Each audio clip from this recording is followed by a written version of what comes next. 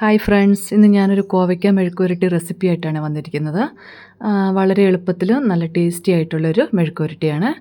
ആദ്യം തന്നെ നമുക്ക് കോവയ്ക്ക എടുത്ത് ഒരു 6 പീസായിട്ട് നീളത്തിൽ മുറിച്ചെടുക്കാം. പിന്നെ പച്ചമുളക്, ഉള്ളി, വെളുത്തുള്ളി നമ്മൾ ഇടിച്ചെടുക്കണേ. പിന്നെ ഇതുപോലെ തന്നെ കോവയ്ക്ക നീളത്തിൽ മുറിച്ചെടുക്കണേ. ഇനി നമുക്കിത് എങ്ങനെയാണ് ഉണ്ടാക്കുന്നതെന്നൊന്ന് കാണാവേ. വളരെ ഈസി ആയിട്ടും നല്ല ടേസ്റ്റി ആയിട്ടുള്ളൊരു മെഴുക്കുവരട്ടിയാണ്. എല്ലാവരും ഒന്ന് ഉണ്ടാക്കി നോക്കണം.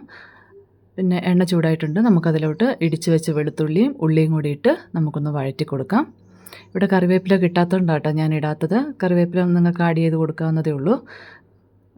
ഉള്ളിയിട്ട് ഇനി അതൊന്ന് ചെറുതായിട്ടൊന്ന് വഴറ്റിയെടുക്കാം. ഒത്തിരി നന്നായിട്ട് വഴറ്റണമെന്നില്ല. ചെറുതായിട്ടൊന്ന് വഴറ്റി കഴിയുമ്പോൾ അതിനകത്തോട്ട് ആ പച്ചമുളകും ഇട്ട് കൊടുത്ത് ചെറുതായിട്ടൊന്ന് വഴറ്റാം. ഇനി നമുക്കിതിനകത്ത് ഒരു 3/4 ടീസ്പൂൺ കുരുമുളക് പൊടി, ഒരു കുറച്ച് മഞ്ഞൾപ്പൊടി, ഒരു 1/2 ടീസ്പൂൺ മുളക് പൊടി, ഇത്രയും ചേർത്ത് കൊടുത്തിട്ട് നമുക്കതൊന്ന് നന്നായിട്ടൊന്ന് വഴറ്റാം. ആ ഒരു പച്ചമണം മാറുന്നത് വരെ ഒന്ന് വഴറ്റി കൊടുത്താൽ മതി. ആയിട്ടുണ്ടിത്. ഇനി നമുക്ക് ഇതിനകത്തോട്ട് അരിഞ്ഞു വെച്ച് കോവയ്ക്ക ഇട്ട് കൊടുക്കാം. വെറും സിമ്പിളാണ്, നല്ല ടേസ്റ്റുമാണ്, വെറും സിമ്പിളുമാണ്. നമുക്ക് പെട്ടെന്ന് ഉണ്ടാക്കിയെടുക്കാം ഇത്. ആവശ്യത്തിന് ഉപ്പ് ചേർത്ത് കൊടുത്തിട്ടുണ്ട്. ഇനി നമുക്ക് നന്നായിട്ടൊന്ന് ഇളക്കി കൊടുക്കാം. നന്നായിട്ട് ഇളക്കിയിട്ടുണ്ട്. അതുപോലെ തുള്ളി വെള്ളം പോലും ഒഴിക്കേണ്ട, വെള്ളമില്ലാണ്ട് അത് ആവിയിൽ തന്നെ നമുക്കത് വേവിച്ചെടുക്കാം.